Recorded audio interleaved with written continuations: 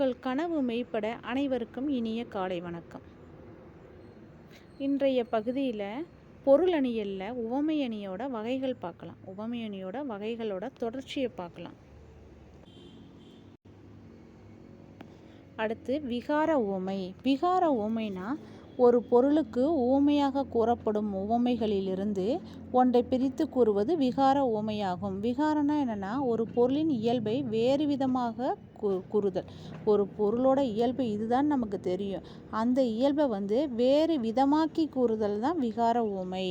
அதாவது ஒரு பொருளுக்கு ஒப்புமையாக கூறப்படும் உவமையில் இருந்து ஒன்றை பிரித்து கூறுவது விகார உவமை. இப்போ இந்த பொருளுக்கு இதுதான், இப்போ இது முகத்துக்கு தாமரை தான் அப்படின்னு ஒப்புமை கூறிடுவோம். அப்போ கூறுனதுக்கு பிறகு அதை பிரித்து கூறுவது விகார உவமை.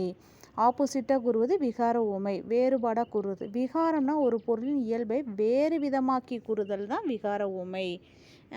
பாடல். சீத மதியின் ஒளியும் செங்கமல போதின் புது மலர்ச்சியும் கொண்டு வேதாந்தன் கை மலரான் அன்றி கருத்தாய் வகுத்து அமைத்தான் மொய்மலர் பூங்கோதை முகம். பூங்கோதையோட முகம் எதுனா சீதமதியின் ஒளியும் செழுங்கமல போதின் புது மலர்ச்சியும் கொண்டு வேதாந்தன் கை மலரான் அன்றி கருத்தால் வகுத்து அமைத்தான் மொய்மலர் பூங்கோதை முகம். பூங்கோதை முகம் இதனோட மீனிங், அதாவது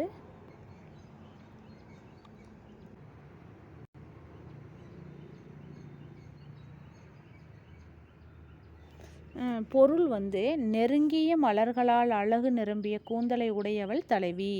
அவள் முகத்தினை பிரம்மன் குளிர்ந்த சந்திரனமிருந்து தோன்றிய ஒளியை கொண்டும் செழித்த தாமரை மலரில் உண்டாக்கிய மலர்ச்சியை கொண்டும் உருவாக்கினான்.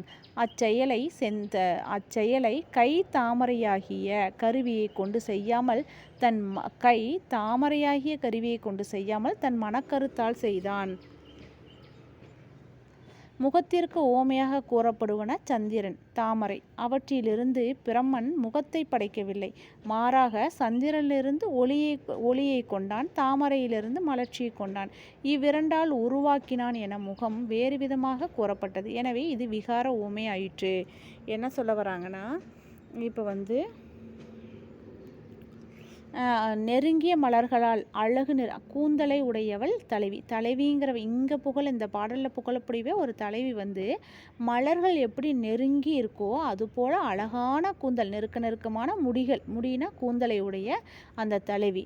அவளை எப்படி பிரம்மன் செஞ்சிருக்கிறாருன்னா, அவள் முகத்தை பிரம்மன் எப்படி செஞ்சிருக்கிறாருன்னா, குளிர்ந்த சந்திரனமிருந்து தோன்றிய ஒளியை கொண்டும். சந்திரன் இருக்குல்ல, அந்த சந்திரனோட இந்த பொண்ணை முகத்தை சொல்லலை, அந்த சந்திரனிலிருந்து அந்த ஒளியை மட்டும் எடுத்துக்கிட்டாரு. அப்புறம் செழித்த தாமரை மலரில் உண்டாக்கிய மலர்ச்சியும், தாமரை மலரில் எப்படி இருக்கும் அந்த மலர்ச்சி மட்டும் உருவாக்கினான். அச்செயலை கை தாமரையாகிய கருவியை கொண்டு செய்யாமல் தன் மனக்கருத்துக்களால் செய்தான். அதாவது இப்போ ஒரு பிரம்மன் ஒரு உயிரை படைக்கிறான்னா அவன் எப்படி படைப்பான்? அவன் அப்படியே தானாக கையால் படைச்சிருவான். ஆனால் இங்கே கையால் படைக்கலை, மனதால் படைத்தான் அப்படின்னு சொல்கிறாங்க. அது நாம் இப்போ சந்திரன்னா அந்த பொண்ணோட முகத்தை ஒப்பிடலாம், தாமரைன்னா அந்த பொண்ணோட முகத்தை ஒப்பிடலாம். ஆனால் அது இங்கே ஒப்பிடாமல் சந்திரன்னா அங்கே இருக்கிற ஒளியை மட்டும் எடுத்துக்கிட்டாரு, தாமரைனா தாமரையில் இருக்கிற மலர்ச்சியை மட்டும் எடுத்துக்கிட்டு ஒரு பெண்ணை உருவாக்குறாராம். அது பெண்ணை உருவாக்கி மனக்கருத்துக்களால் மனசுக்குள்ளேயே செய்தார். அதனால் இது என்ன சொல்கிறாங்கன்னா, முகத்திற்கு ஓமையாக கூறப்படுறது சந்திரன் தாமரை தான் சொல்லுவாங்க. அதிலிருந்து சந்திரனையும் தாமரையிலிருந்து பெண்ணை படைக்கலை பிரம்மன். அதுக்கு மாறாக எதை படைச்சிருக்கிறான்னா, ஒளியிலிருந்து மலர்ச்சியிலிருந்து தான் ஒரு பெண்ணை பிரம்மன் படைச்சிருக்கிறாரு. அதனால் இது விகார உவமை ஆயிற்று. இது விகாரமாக தானே இருக்குது, இல்லாத ஒன்று இருக்கிற மாதிரி சொல்லி விகாரப்படுறது விகார உவமை. இன்னொரு பாட்டும் கொடுத்துருக்குறாங்க. அதுக்கு அந்த பாட்டு முத்து கூர் தன்ன முளை இளம் கூர் ஈற்று மணி தொடுத்தன்ன ஐம்பான் மறுத்துடைத்து மதியம்மைவை தன்ன வான்முகத்து ஒருத்தி. மதியம்மைவை தன்ன வான்முகத்து ஒருத்தி அப்படின்னா, முத்துக்களை கூர்மையாகி கூர்மையாக்கி அமைத்தாற் போன்று முளைத்த இளமையான கூரிய பற்கள். முத்து இருக்குல்ல, அந்த முத்து வெள்ளை வெள்ளையன்னு இருக்கு, அந்த முத்தை என்ன பண்ணணும், நல்லா ஷார்ப்பாக்கி அந்த இப்போ தான் அண்மையில் முளைச்ச பல்லு, குழந்தைங்களுக்கு பல்லு முளைக்கும்ல, அது மாதிரி இளமையான கூரிய பற்களாம். அதுக்கப்புறம் நீல மணிகளை ஒழுங்குபட நீல தொடுத்து வைத்தார் போன்ற நீளமான கூந்தலாம். நீல மணிகளை வந்து அப்படியே அழகாக வரிசைப்பட வச்ச மாதிரி நீளமாக தொடுத்து வச்சுருக்குறோம். தொடுத்துனா மாலை மாதிரி கட்டி வச்சுருக்குறோம். நீல மணிகளையெல்லாம் கொண்டு வந்து மாலையாக கட்டி வச்சா ரொம்ப நீளமாக கட்டி வச்சுருக்குறாங்களாம். அது மாதிரி இருக்கா அந்த பொண்ணோட கூந்தல். அப்புறம் களங்கத்தை துடைத்து வைத்தார் போன்ற ஒளி பொருந்திய முகமாகிய பொலிவோடு ஒரு பெண் காணப்பட்டாள். களங்கத்தை துடைத்து வைத்தார் போல. இப்போ வந்து நிலானா பிறைனா அதில் களங்கம் இருக்குது. அது வந்து நிலா வந்து வளரும் குறையும். முழு நிலாவாக இருந்தால் கலக்கம் இல்லை. அது வந்து கொஞ்சம் குறைஞ்சிட்டே போயிடுச்சுன்னா அந்த உருவம் வந்து குறைஞ்சிட்டே போகும். அதுதான் கலக்கம்னு சொல்கிறாங்க. அந்த கலக்கமத்தெல்லாம் இல்லாமல் ஒளி பொருந்திய முகமாகிய பொலிவோடு ஒரு பெண் வந்து காணப்பட்ட. ஆக ஒரு பெண்ணு வந்து அவளோட பற்களை என்ன சொல்கிறாங்கன்னா, அந்த முத்தை வந்து கூர்மையாக்கி இப்போ தான் அண்மையில் முளைத்த பல்லு மாதிரி சொல்கிறாங்க.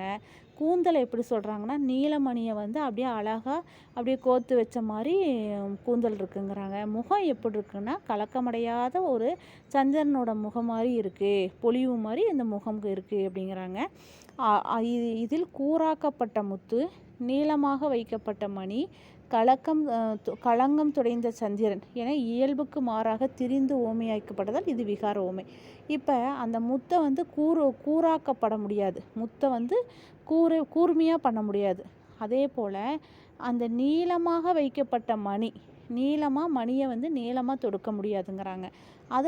சந்திரனாவே ஒரு கலக்கம் இருக்கும், ஆனால் களங்கம் துடைத்த சந்திரன் சொல்கிறாங்க. இது இயல்புக்கு மாறாக இருக்குது, அது இல்லாத கொண்டு இருக்கிற மாதிரி விகாரமாக இருக்குது, அதனால் விகார ஊமை. இப்போ 2 பாட்டு. முதல் இருக்கிற விகாரம் வந்து என்னென்னா, ஒரு முகத்துக்கு வந்து சந்திரனையும் தாமரையும் தான் சொல்லணும். ஆனால் அங்கே சந்திரனுக்கு பதிலாக ஒளியையும் சந்திரனிலிருந்து ஒளியை மட்டும் எடுத்துக்கிட்டோம், தாமரையிலிருந்து முகத்தை சொல்லாமல் மலர்ச்சியை மட்டும் எடுத்துக்கிட்டு அது வேறுபட்டு சொல்லியிருக்காங்க. இது விகார ஊமை. அதே போல் இதுவும் என்னென்னா, அந்த பற்கள், கூந்தல், முகம் இது மாதிரியெல்லாம் இல்லாத ஒன்று, கூராக்கப்பட்ட முத்து அப்படின்னு சொல்கிறாங்க. இது மாதிரி இல்லாத ஒன்றை சொல்கிறனால இது விகார ஊமையாயிற்று. அதுக்கடுத்து மோக ஊமை. மோகம் அப்படின்னா ஒரு பொருளின் மேல் எழுந்த ஆசை மிகுதியினால் வந்த மனமயக்கம் தோன்ற உரைப்பது மோக ஊமை.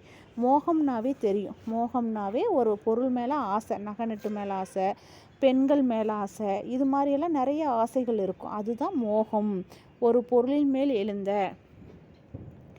ஆசை மிகுதியினால் வந்த மயக்கம் தோன்ற உரைப்பு தான் மோக ஊமை. மோகம்னா மயக்கம், அது மேலே பணம் காசு சம்பாதிக்கணும்னு ஒரு மயக்கம் இருக்கும், மோகம் இருக்கும் அது மேலே.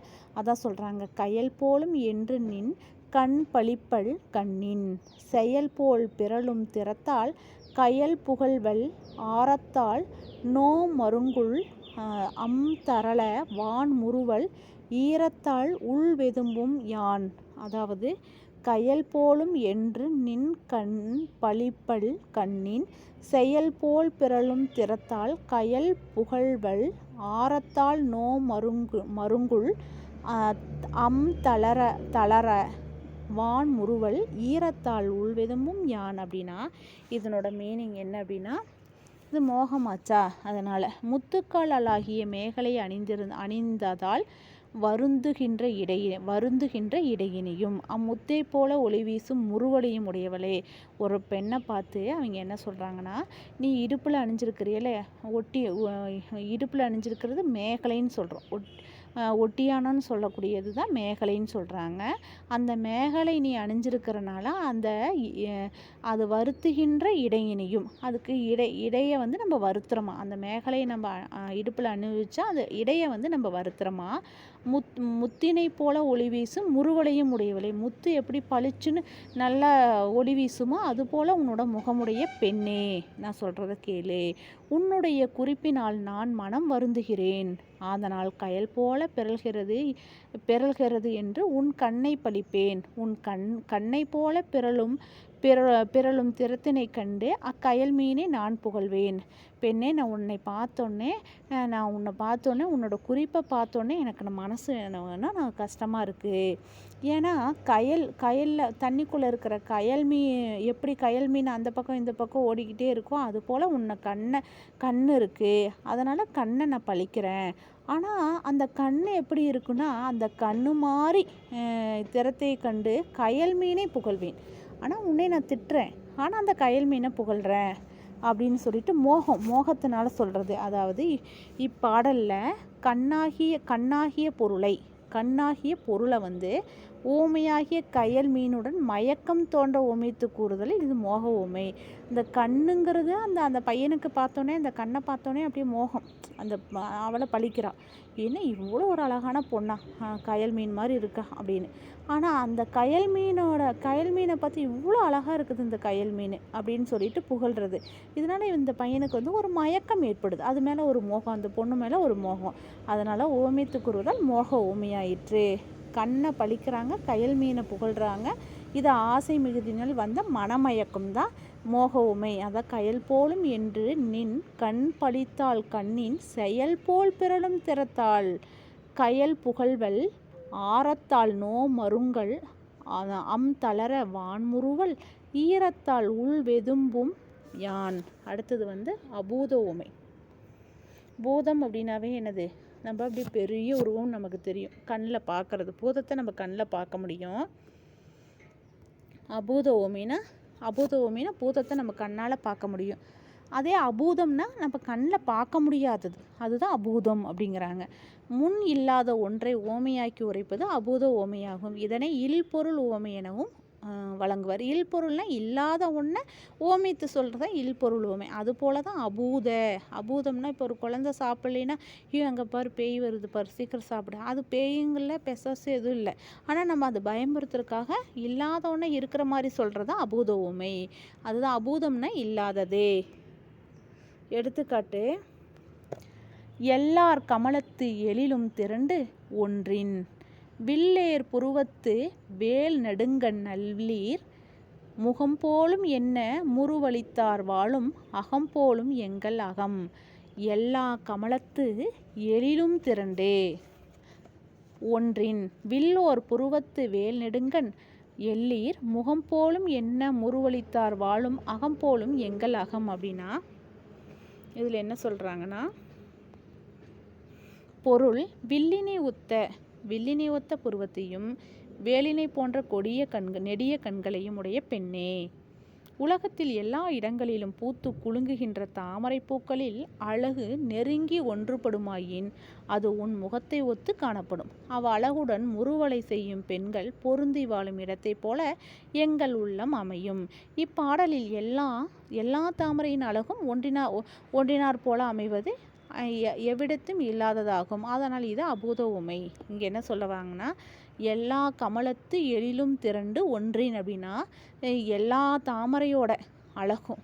இப்போ கீழே இருக்கிற லைன் வந்து என்ன சொல்கிறாங்கன்னா, முகம் போலும் என்ன முருவளித்தால் வாழும் அகம் போலும் எங்கள் அகம். அப்படின்னா அந்த பொண்ணை, உன்னோட புருவம் வந்து வில்லு மாதிரி இருக்குப்பா, உன்னோட கண் எப்படி இருக்குன்னா வேலினை போன்ற நெடிய கண்ணு, அப்படி உடைய பெண்ணே, உலகத்தில் எல்லா இடங்களிலும் பூத்து குலுங்குகின்ற தாமரை பூக்களில், உலகத்தில் எல்லா இடங்களிலும் பூத்து குலுங்குகின்ற தாமரை பூக்களோட அழகு நெருங்கி ஒன்றுபடுமாயின் அது முன் முகத்தை ஒத்து காணப்படும். உலகத்தில் இருக்கிற எல்லா வகையான தாமரை பூக்களும் அழகு எப்படி இருக்குதோ அது எல்லாத்தையும் ஒன்றா சேர்த்து மாதிரி உன்னோட முகம் அவ்வளோ அழகாக இருக்குது. அந்த அழகுடன் முறுவலை செய்யும் பெண்கள் பொருந்தி வாழும் இடத்தை போல எங்கள் உள்ளம் அமையும். எங்கள் உள்ளமும் அது மாதிரி தான் இருக்குது. இங்கே என்ன சொல்ல வராங்கன்னா, தாமரையோட அழகு வந்து உலகத்தில் இருக்கிற எல்லா தாமரையோட அழகும் அந்த ஒரு தாமரையை பார்த்த மாதிரி அவளோட முகத்தை ஒப்பிட்டு சொல்கிறாங்க. அது போல் இது இல்லாத ஒன்று இருக்கிற மாதிரி சொல்கிறது தான் அபூத உமை. அதுக்கப்புறம் விகார ஓமைக்கும் அபூத ஓமைக்கும் உள்ள வேறுபாடு. இப்போ நம்ம விகாரம் அப்படின்னு பார்த்தோம், கொஞ்ச நேரத்துக்கு முன்னாடி விகார ஓமைன்னு பார்த்தோம். விகாரம்னா என்னென்னா வேறு விதமாக கூறுறதான். இதுக்கு இதுதான் அப்படின்னு சொல்லிட்டு இல்லை இது வேற அப்படின்னு சொல்லி விகாரமாக சொல்கிறதா விகார உமைன்னு பார்த்தோம். அங்கே என்ன பார்த்தோம்? அந்த 2 பாட்டு பார்த்தோம். அந்த அந்த முகத்தை வந்து அந்த சந்திரனுக்கு தான் சொல்லணும், அல்ல தாமரைக்கு சொல்லணும். ஆனால் அதை விட்டுட்டு சந்திரனில் இருக்கிற ஒளியும் தாமரை இருக்கிற மலர்ச்சியும் மட்டும் எடுத்துக்கிட்டான்னு பார்த்தோம். அது விகார உமை. அதே போல் இன்னொரு எடுத்துக்காட்டு பாட்டு என்ன பார்த்தோம்? அந்த பொண்ணோட பற்கள், கூந்தல், முகம் இதெல்லாம் எப்படி இருக்குது? இயல்புக்கு மாறாக வர்ணிச்சிருக்காங்க. இது வந்து எனது விகார உமைன்னு பார்த்தோம். அதுபோல தான் இங்கே நான் வந்து அபூத உமை அப்படின்னா தாமரையோட அழகை தானே திரட்டுவதாக கூறுவது. அங்கே வந்து பிரம்மன் சொல்கிற மாதிரி பார்த்தோம். தாமாக விகாரப்படுவது அபூத உமை. தாமாவே விகாரப்பட்டு நிற்கிறது அபூத உமை. அனைத்து தாமரையின் அழகும் தாமே திரட்டுவதாக கூறுவது அபூத உமை.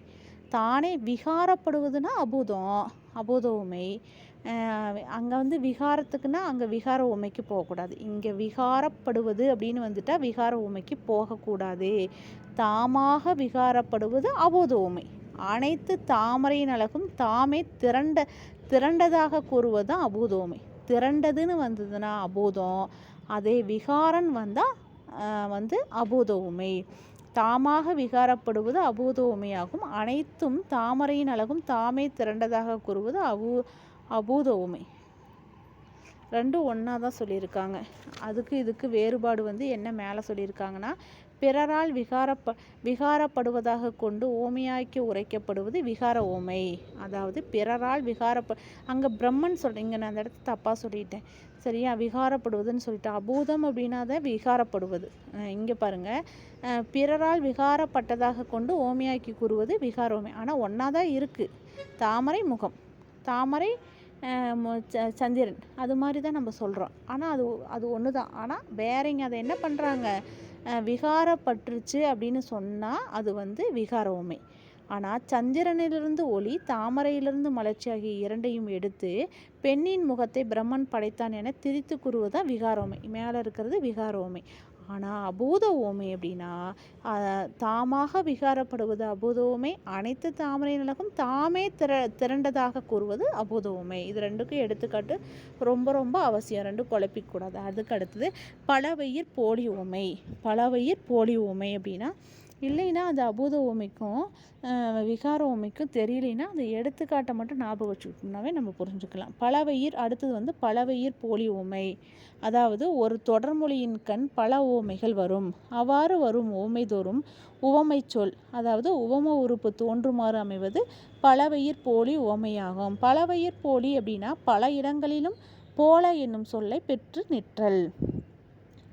ஒரு சென்டென்ஸ் இருக்குன்னா அந்த சென்டென்ஸில் பல ஊமை வரும். ஒரு ஊமை தான் வரணும்னு இல்லை, நிறைய ஊமைகள் வரலாம். அந்த உவமை வரும்போது அந்த உவமை தோறும் உவம சொல்லு வந்து தோன்றுவது தான் பலவயிர் போலி. நிறைய போலன்னு நிறைய அந்த பாட்டு முழுக்க போல நிறைய வந்துச்சுன்னா பலவயிர் போலி. பலவயிர் போலினா பல இடங்களில் போல என்னும் சொல்லி நிற்றல். அதாவது மலர் வாவி போல் வாரான் மாதர், மலர் வாவி போல் வாரான் மாதர், கமல மலர் போலும் மாதர் வதனம், மலர் சூழ் அழிங்குளங்கள் போலும் அழகம், அதனுள் கழிக்கும் கயல் போலும் கண். ஃபஸ்ட்டு வந்து மலர் வாவி போல் வாரான் மாதர், ரெண்டாவது வந்து கமல மலர் போலும் மாதர் வதனம், 3 வந்து மலர் சூழ் அழிகுளங்கள் போலும் அழகம், 4 வந்து அதனுள் கழிக்கும் கயல் போலும் கண். கயல் போலும் கண் அதாவது எடுத்துக்காட்டு பொருள் வந்து தாமரை மலர்கள் மலர்ந்திருக்கும் குளத்தை போன்றவர் பெண்கள். தாமரை மலர்கள் மலர்ந்திருக்கும் குளத்தை போன்றவர்கள் பெண்கள். அத்தாமரை மலர் போல அவர்களுடைய முகம் மலர்ந்து காணப்படும். அம்மலரை சூழ்ந்திருக்கும் வண்டு கூட்டத்தை போன்றது அவர்களுடைய கரிய கூந்தல். அக்குளத்துள் செருக்குடன் உலவுகின்ற கயல் மீனை போன்றவை அவர்தம் கண்கள். இப்பாடலில் மலர் வாவி போல்வர், கமல மலர் போலும், அழிகுளங்கள் போலும், கயல் போலும் என உவமிக்கப்பட்ட 4 இடங்களிலும் போல என்னும் உவம உறுப்பு வந்ததால் இது பலவயிர் போலி உவமையாயிற்று. ஒன்றும் இல்லை, அதன் அர்த்தம் என்ன சொல்கிறாங்கன்னா, அந்த தாமரை மலர் வந்து மலர்ந்துருக்குதான், அந்த குளம் இருக்குல்ல, அந்த குளத்தை போன்றவர்கள் தான் பெண்களாம். அப்புறம் அந்த தாமரை மலரை போல அந்த பெண்களோட முகம் இருக்கான். அந்த குளத்தில் தாமரை பூத்திருக்கா, அந்த தாமரை மாதிரி பெண்களோட முகம் இருக்கா. அந்த அந்த தாமரையில் அந்த குளத்தில் வந்து தாமரை பூத்திருக்கு. அந்த தாமரையை சுற்றியும் என்ன பண்ணும், வண்டு கூட்டங்கள் எல்லாம் கூட்டத்தை வண்டு கூட்டம் மாதிரி இருக்கா.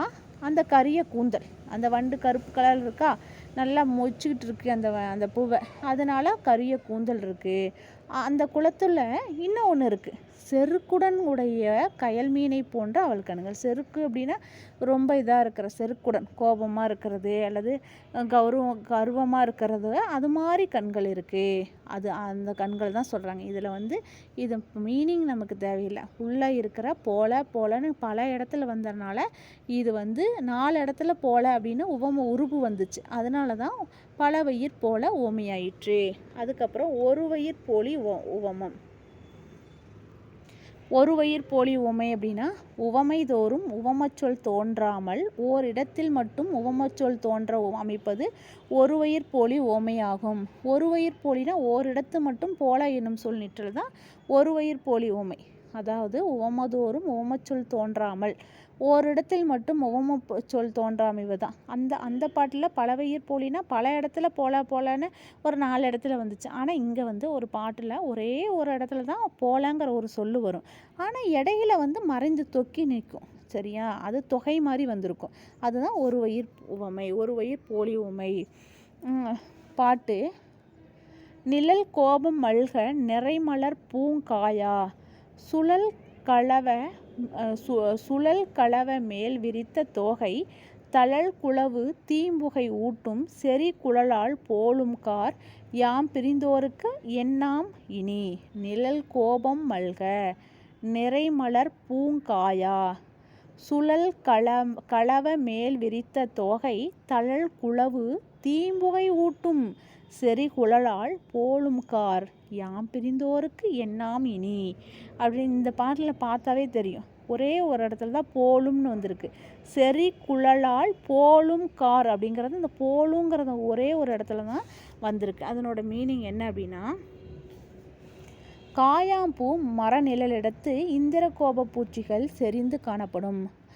அழகினை உடைய காயா மலர்கள் நிறைந்த சூழலில் தன் தோகையை விரித்து மயிலாடும். அக்காட்சி தீயின் கண் தோன்றிய மனமிக்க புகையினை ஊட்டும் செறிந்த கூந்தலினை உடைய பெண்களைப் போல தோன்றும். அப்பெண்களின் கூந்தலை போன்றது கார்காலம். இக்காலத்தில் என்னை பிரிந்து சென்றவருக்கு இனி என்னாகுமோ அப்படிங்கிறதான் பாடல். அது என்ன சொல்ல வராங்கன்னா, இந்த காயாமரம்னு ஒரு மரம் இருக்குது. அந்த காயாமரம் நிழல் இருக்குது. அந்த நிழலுக்கு கீழே வந்து இந்திரகோபம் பூச்சி அப்படின்னா மழை வந்தால் மட்டும்தான் அந்த பூச்சியை பார்க்கலாம். ஆனால் இப்போல்லாம் அந்த பூச்சி மறைஞ்சே போயிடுச்சு.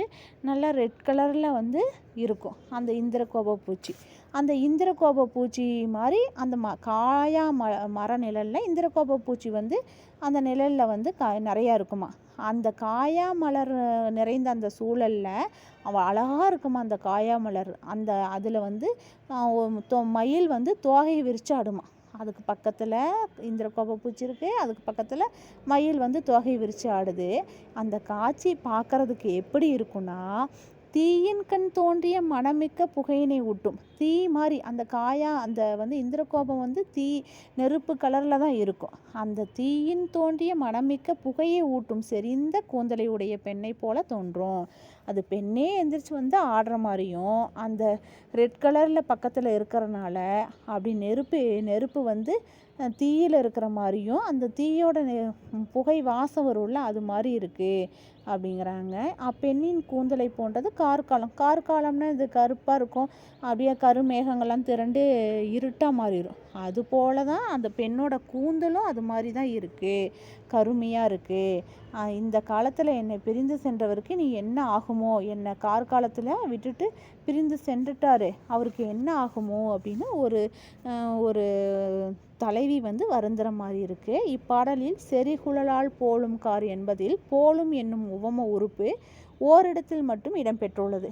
தீம்புகை அப்படின்னா தீம்புகை போன்ற தீம்புகை தோகை அப்படிங்கிறது தீம்புகை மாதிரி தோகை, தீம்புகை போன்ற தோகை, மயில் போன்ற பெண்ணு, இந்திர கோபம் போன்ற நெருப்பு. அதாவது தீப்புகை போன்ற தோகை இருக்கான். அந்த மயிலுக்கு வந்து தோகை வந்து தீப்புகை போல தோகை இருக்கான். மயில் போன்ற ஒரு பெண் இருக்காங்களாம். இந்திர கோபம் போன்ற நெருப்பு என உவம உறுப்புகளோடு சேர்ந்து எடுத்துரைக்க பெற்றதால் இது ஒருவயிர் போலி உவமையாயிற்று. இதில் என்ன ஒருவயிர் போலினா, ஒரு பாட்டில் ஒரே ஒரு இடத்துல தான் உவம உறுப்பு வரும். ஆனால் அதில் தொகை வந்து மறைந்திருக்கும். 2-3 இதில் வந்து தொகை மறைந்திருக்கும். அதுதான் ஒருவயிர் போலி. அதுக்கடுத்து கூடா உவமை. கூடானா ஒரு பொருளோட இன்னொரு பொருள் வந்து சேரவே சேராது. ஆனால் இந்த இடத்த சேர்ந்துருக்கு அப்படின்னு சொல்கிறது தான் கூடாத உவமை. ஒரு பொருளுக்கு பொருந்தாத தன்மை ஒன்றை பொருந்துவதாக கொண்டு அதனை ஒன்றற்கு உவமையாக்கி உரைப்பது கூடாத உவமை. கூடாததுன்னா பொருந்தாதுன்னு அர்த்தம். இங்கே என்ன எழுதியிருக்காருன்னா ஆண்களை வர்ணிப்பது.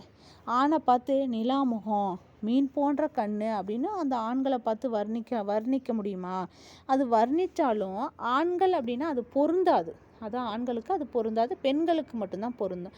இங்கே என்ன சொல்ல வராங்கன்னா சந்தனத்தில் செந்தழலும் தன்மதியில் வெவ்விடமும் வந்தனவே போலுமால் நும் மாற்றம் பைந்தொடியீர் வாவி கமல மதிமுகம் கண்டு எக்கருவார் ஆவிக்கு இவையே அரண். அதாவது சந்தனத்தில் செந்தழலும், சந்தனத்தில் செந்தழல் இருக்கான், தன் மதியில் வெவ்விடமும் வந்தனவே போலுமால் நும் மாற்றம் பைந்தொடியீர் பெண்ணே வாவிய கமலம் மதிமுகம் கண்டு ஏக்கருவார் ஆவிக்கு இவையே அரண். இதில் என்ன சொல்ல வராங்கன்னா பாடலில் பசுமையான வளையலை அணிந்த பெண்ணே, அதாவது பைந்தொடியே அப்படின்னு கொடுத்துட்டாங்கன்னா பசுமையான, பைந்துன்னா பசுமை கலர் தானே, பச்சை கலர் தானே, பசுமையான வளையலை அணிந்த பெண்ணே, நம்முடைய சொற்கள் வந்து சந்தனத்திலிருந்து சிவந்த நெருப்பும் குளிர்ந்த நிலவிலிருந்து கொடிய நஞ்சும் தோன்றுவதைப் போல அமைந்துள்ளது. ஆனால் குளிர்ந்த பொய்கையிடத்து தோன்றிய தாமரையையும் முழு சந்திரனையும் போலும் முகத்தினை கண்டு விரும்புவார் உயிருக்கு இவையோ காவல். இப்பாடலில் சந்தனத்தில் நெருப்பு பிறத்தலும். இந்த பாடல் என்ன சொல்லியிருக்கிறாங்கன்னா சந்தனத்தில் போய் நெருப்பு பிறக்குமா, சந்திரனில் கொடிய நஞ்சு பிறத்தலும் இல்லை. இதனால தான் கூடாத உவமைங்கிறாங்க. அதாவது என்னென்னா பசுமையான வளையல் அணிந்த பெண்ணை பார்த்து நீ பேசுகிற சொல்லு எப்படி இருக்குது தெரியுமா பெண்ணே, நான் சொல்கிறேன் கேளு. சந்தனத்தில் வந்து இருந்த சிவந்த நெருப்பு, சந்தனம்னாவே குளிர்ச்சி தான், அதுக்கு ஆப்போசிட்டு நெருப்பை சொல்லியிருக்காங்க. அதே நிலானாவே குளிர்ச்சி தான், அதுக்கு போய் நஞ்சு கொடிய நஞ்சு சொல்லியிருக்காங்க. இது போல் இருக்குது நீ பேசுகிற பேச்சு அப்படிப்பட்டிருக்கு. ஆனால் அந்த ஒரு குளிர்ந்த ஒரு குளம் இருக்குது, பொய்கைனா ஒரு குளம் தானே, அதில் தாமரை இருக்கும், முழு சந்திரனத்தோட முகத்தையும் கண்டு நாம் விரும்புவார் உயிருக்கு இவையே காவல். அது மாதிரி தான் விரும்புவாங்க. ஆனால் இது மாதிரி கடுமையான சொற்களை யாரும் விரும்ப மாட்டாங்க. அதனால் சந்தனத்தில் போய் நெருப்புமே, சந்திரனில் நிலாவில் போய் கொடிய நஞ்சு இருக்குது பிறக்கிறது அப்படிங்கிறது இது கூடாத உவமை. அதுக்கு அடுத்து பொது நீங்கு உவமை. அடுத்து என்ன சொல்கிறாங்கன்னா பொது நீங்கு உவமை. பொது நீங்கு அப்படின்னா ஒன்றற்கு கூறப்பட்ட உவமையை மறுத்து பின் அப்பொருள் தானே தனக்கு நிகராகும் என்று மேம்பாடு தோன்ற கூறுவது. அதாவது பொருளையே உவமையாக்குவது பொது நீங்கு உவமை. இதாவது பொருளையே, இப்போ ஒரு முகம் இருக்குது, முகத்துக்கு தாமரையை ஒரு உவமையாக நம்ம சொல்கிறோம். ஆனால் தாமரையை சொல்லலாம் அல்லது சந்திரனை சொல்லலாம். இது மாதிரி சொல்லி முடிச்சுட்டு இல்லை அதெல்லாம் அது சூட்டாகாது, இது வந்து அந்த பொருளுக்கு அந்த பொருள் தான் நமக்கு உவமை, முகம்னா முகத்துக்கு முகம்தான் உவமை அப்படின்னு மறுத்து சொல்கிறது தான் பொதுவாக அதை நீக்கிட்டு சொல்கிறது தான் பொது நீங்கு உவமைங்கிறாங்க. ஒன்றற்கு கூறப்பட்ட உவமையை மறுத்து பின் அப்பொருள் தானே தனக்கு நிகராகும் என்று மேம்பாடு தோன்ற கூறுவது. அதாவது பொருளையே உவமையாக்கி கூறுவது பொதுனுக்கு உவமையாகும். பாட்டு திருமருவு தன்மதிக்கும் செந்தாமரையின் விரை மலர்க்கும் மேலாம் தகையால் கரு நெடுங்கண் மானே இருள் அழகம் சூழ்ந்த நின் வான்முகம் தானே உவமை தனக்கு. தானே உவமை தனக்கு என்ன சொல்ல வராங்கன்னா கரிய நெடிய கண்களை உடைய மான் போன்றவளை, பெண்ணை எப்படி வர்ணிக்கிறாங்கன்னா கரிய நெடிய கண்களை உடைய மான் போன்றவளே, குளிர்ச்சி பொருந்திய சந்திரனுக்கும் திருமகள் உறைந்திருக்க பெற்றதும் நல்ல மனமுடையதுமாகிய செந்தாமரை மலருக்கும் மேலாக விளங்குவது உன் திருமுகம். ஆகையால் இருளாகிய கூந்தல் சூழ்ந்த நின் ஒளியை உடைய முகத்திற்கு உன் முகமே ஓமையாகும், பிற பொருட்கள் ஆகா. அதாவது என்ன சொல்கிறாங்கன்னா, குளிர்ச்சி பொருந்தி சந்திரனாவே ரொம்ப குளிர்ச்சியாக தான் இருக்கும். திருமகள் உறைந்திருக்க பெறும் நல்ல மனம் உடையதாக நல்ல வாசனையாக இருக்குமா செந்தாமரை மலர், அது மாதிரி உன்னோட திருமுகம் இருக்குது. ஆகையால் இருளாகிய கூந்தல் சூழ்ந்த உன் ஒளியினை உடைய முகத்திற்கு, கூந்தல்னாவே கருமையாக தான் இருக்கும், அதுபோல் உன் முகத்திற்கு உன்முகம்தான் வந்து உவமை, வேறு எதுவுமே சொல்ல முடியாதுங்கிறாங்க. இப்பாடலில் முகத்திற்கு ஓமையாக சந்திரன் செந்தாமரை ஆகியவற்றை முன்னர் கூறி பின்மறுத்து முகத்திற்கு முகமே ஒக்கும் என கூறியதால் இது பொது நீங்கு ஓமையாயிற்று. ஃபஸ்ட்டு வந்து முகத்துக்கு சந்திரன், அப்பா பெண்ணே உன்னை சந்திரன் மாதிரி உன் முகம் இருக்குன்னு சொல்லிட்டு, ரெண்டாவது செந்தாமரை மாதிரி உன்னோட முகம் இருக்குன்னு சொல்லிட்டு, இல்லை உன்னோட முகத்துக்கு உன்முகம்தான் உவமை அப்படின்னு சொல்கிறதான் பொது நீங்கு உவமை. அதுக்கப்புறம் மாலை உவமை. மாலை உவமைனா ஒரு பொருளுக்கு பல உவமை அமையும், அவற்றை ஒன்றன் பின் ஒன்றாக இடைவிடாது தொடர்ச்சி உடையவனாக சேர்த்து இறுதிக்கண் பொருள் கூட்டி முடிப்பது மாலை உவமை. அதான் மாலை உவமைனா ஒரு பொருள், இப்போ ஒரு பூ மாலை தொடுக்கணும் அப்படின்னா ஒரு பூ வைக்கிறோம், 2 கன்னி, அதுக்கப்புறம் இன்னொரு கன்னி அப்படியே பூவை அப்படியே தொடுத்துக்கிட்டே போனால் கடைசியாக என்ன உருவாகும், நீண்ட ஒரு மாலை மாதிரி உருவாகும். அதுபோல தான் ஒரு பொருளுக்கு பல உவமை இருக்கும். ஒரு பொருள் இருந்தால் பல உவமை நம்ம சொல்லலாம். அது இப்போ நம்ம பார்த்தோம்ல, முகம் அப்படின்னா தாமரை மட்டும்தான் சொல்லணும் இல்லை, அதே சந்திரனும் சொல்லலாம், வேறு எது கூட ஒப்பிடலாம். அது மாதிரி சொல்கிறாங்க. ஒரு பொருளுக்கு பல உவமை அமையும், அவற்றை ஒன்றன் பின் ஒன்றாக இடைவிடாது தொடர்ச்சி உடையவனாக சேர்த்து இறுதிக்கண் பொருள் கூட்டி முடித்தா மாலை மாதிரி வந்துடும். மாலைன்னா தொடர்ச்சி. பாடல். மலையத்து மாதவனை போன்றும் அவன்பால் அலைகடலை போன்றும் அதனிலும் குளவும் நிலவளையமே போன்றும் நேரியன் பால் நிற்கும் சிலை கெழுந்தோள் வேந்தர் திரு. அதாவது என்ன சொல்கிறாங்கன்னா, மலையத்து மாதவனே போன்றும் அவன்பால் அலைகடலை போன்றும் அதனிலும் குளவும் நிலவளையமே போன்றும் நேரியன் பால் நிற்கும் சிலை கெழுந்தோள் வேந்தர் திரு. சிலை கெழுந்தோள் வேந்தர் சிலை. இதில் என்ன அர்த்தம்னா, அந்த பொண்ணு வில் போன்ற வலிய தோள்களை உடையவர் பகைவேந்தர். அந்த பகை நமக்கு ஆப்போசிட் பார்ட்டி எப்படி இருக்காங்கன்னா, வில் போல அப்படியே வலிய தோள்களை உடைய நல்ல ஸ்ட்ராங்கான தோளுடையவன் தான் பகைவேந்தனா. அவர்களோடு போரிட்டு வென்ற சோழ அரசன் பெருஞ்செல்வத்தை பெற்றான். அந்த பகைவரையே வெற்றி கொள்ளக்கூடிய சக்தி யாருக்கு இருக்கா, நம்ம சோழனுக்கு தான் இருக்குது. அந்த சோழனோட செல்வத்தை பற்றி சொல்கிறாங்க. பொதிய மலையிடத்து வாழுகின்ற தவத்தினை உடையவன் அகத்தியனை போன்று. அவன் அந்த சோழன் வச்சிருக்கிற செல்வம் எப்படிப்பட்டதுன்னா, பொதிய மலையில் பெரிய தவம் செஞ்சிட்ருக்கிறாரல்ல அகத்தியர், அது மாதிரி இருக்குது நீ சோழனோட செல்வம். அதான் அவனால் உண்ணப்பட்ட அலைகளை உடைய கல்லை போன்றது. வர வழியில் கடல் இருந்தானா கடல் அலைகளையும் முழுங்கிட்டு வருவார் அகத்தியர். அது போல இருக்குது அவன் பெற்ற செல்வம். அக்கடலிலும் உண்டாகிய நிலப்பரப்பை போன்று நீங்காமல் நிலை பெற்றது. அந்த கடல் எதில் உருவாகுது, பூமியில் தானே உருவாகுது.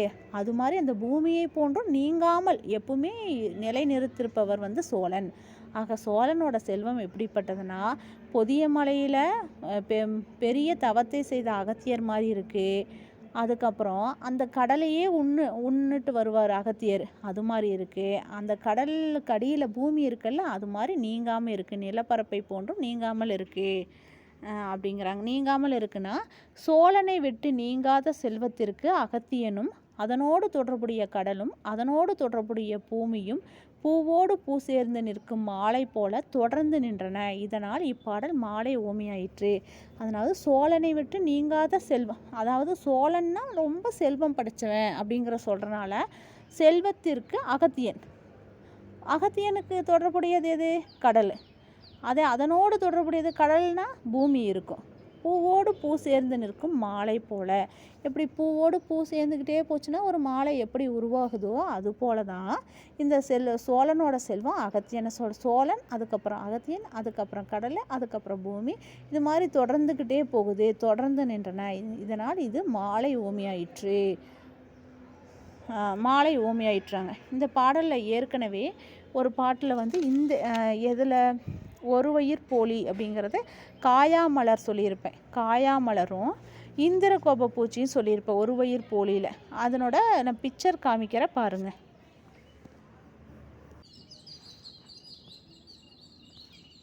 இது இந்திர கோப பூச்சி. இதுதான் இந்திரகோப பூச்சி. ஒருவயிர் போலிக்கு நம்ம ஊமை சொன்னோமல்ல, ஒருவயிர் போலி, அதுதான் இந்திரகோப பூச்சி. இது மழை வந்தால் மட்டும்தான் நிறைய வரும். ஆனால் அந்த காலத்தில் தான் வரும். இப்போல்லாம் நிலம் மாசுபாடு அடைஞ்சிருக்கும் போல், அதனால் இதெல்லாம் இப்போ பார்க்கவே முடியறதில்ல. இதுதான் இந்திரகோப பூச்சி. எப்படி ரெட் கலரில் இருக்குது, அப்படியே நெருப்பு கலரில் இருக்குது. அதனால தான் அதுக்கு எடுத்துக்காட்டு சொல்லியிருக்காங்க. அடுத்தது வந்து காயாமலர். காயாமலர் எவ்வளோ அழகாக இருக்குது, நல்லா ப்ளூ கலரில் நல்லா காயா மலருங்கிறது இதுதான். அந்த காயா மலரோட மரத்தில் கீழே நிற்கிற மாதிரி ஒருவயிர் போலி உவமையில் நம்ம சொல்லியிருப்போம். இது ரெண்டும் பிக்சர்.